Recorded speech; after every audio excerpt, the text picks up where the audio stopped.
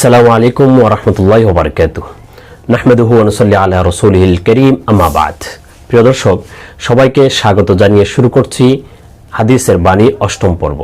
প্রিয় দর্শক, যদি বলা হয় যে এমন একটা চাকরি আছে, এমন একটা জব আছে, এমন একটা কাজ আছে, কেউ যদি এই কাজ করে, এই চাকরি করে, তাহলে যখন সে চাকরি থেকে অবসরে যাবে, অবসরে যাওয়ার পরেও সে বেতন ভাতা পেতেই থাকবে, প্রতি মাসে একটা পেনশন পেতেই থাকবে, যেমনটা সরকারি চাকরির ক্ষেত্রে মানুষ পেয়ে থাকে।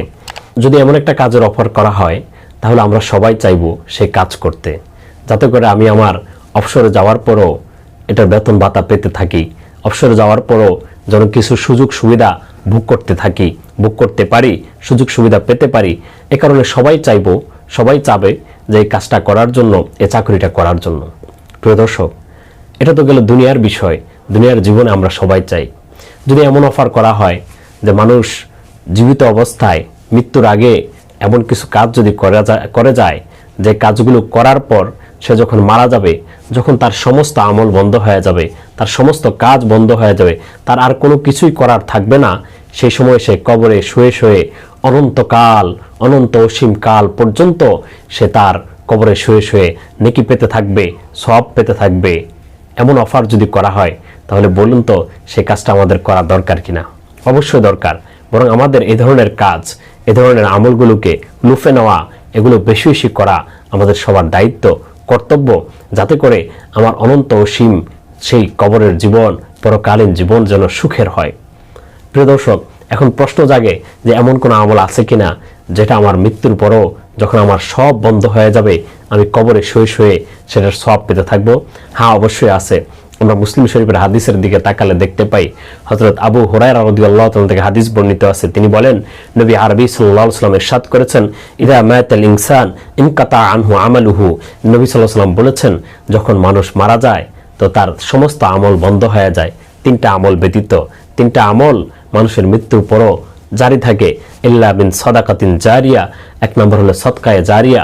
জীবদ্দশায় কেউ যদি কোনো মসজিদ, মাদ্রাসা, কোনো দ্বীনি কাজ, কোনো সমাজ সেবামূলক কাজ, কোনো জনকল্যাণমূলক কাজ, এমন কাজ করে গেছে যেটা তার মৃত্যুর পরও কাজটা চালু আছে, তো এই সদকায়ে জারিয়ার সওয়াব মানুষ মৃত্যুর পরও তার কবরে বসে বসে পেতে থাকবে।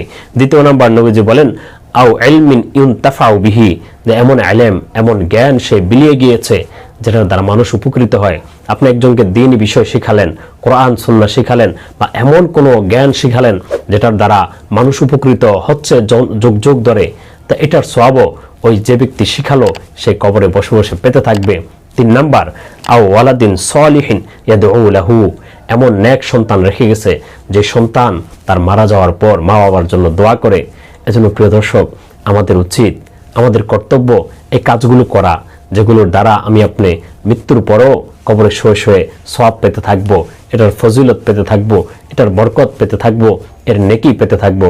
এজন্য আসুন জীবনে কিছু সদকায়ে জারিয়া করি, এমন ইলম, কোরআন সুন্নাহর জ্ঞান, এগুলো আমরা অর্জন করি, এবং বিশেষ করে নিজেদের সন্তানগুলোকে সৎ মানুষ, আদর্শ মানুষ বানাই, যাতে করে সন্তান আমার মৃত্যুর পর আমার নেকির কারণ হয়, আমার নাজাতের কারণ হয়। আল্লাহ তাআলা তৌফিক দান করুন। ওয়া আখিরু দাওয়ানা আনিল হামদুলিল্লাহি রাব্বিল আলামিন। আসসালামু আলাইকুম ওয়া রাহমাতুল্লাহি ওয়া বারাকাতুহু।